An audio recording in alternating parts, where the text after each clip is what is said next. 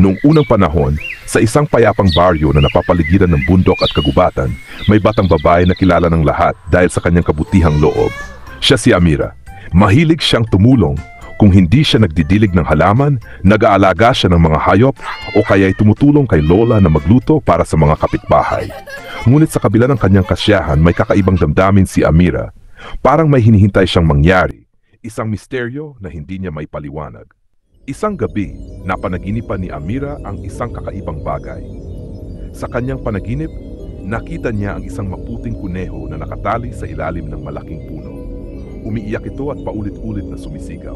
Tulungan mo ako, hindi ako tunay na kuneho. Kagising niya, hindi mawala sa isip niya ang panaginip.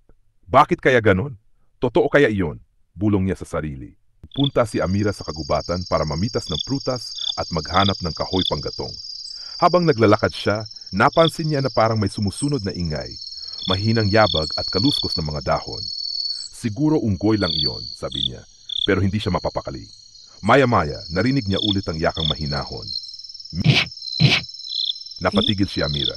Sandali, parang ito yung kuneho sa panaginip ko. Sinundan niya ang tunog hanggang makarating siya sa ilalim ng isang matandang puno.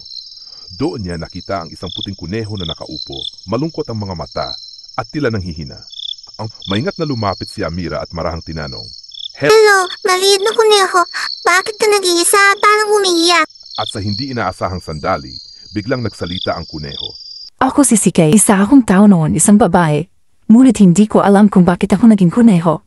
Tawa ang batang babae sa kaibigan niyang si Shikai. Dahil siya ay mapanalanginin, sabay silang lumuhod at nanalangin sa Diyos. Palayain niyo po ang aking kaibigan sa sumba. At biglang nagliwanag ang langit. Nawala ang sumpa at naging isang magandang dalaga si Sikay. Ngunit hindi pa natatapos ang kanilang pagsubok. Nakita nila ang mga hayop at halaman na halos mamatay na sa matinding init. Muli silang nagdasal. Panginoon, bigyan niyo po ng ulan ng aming baryo.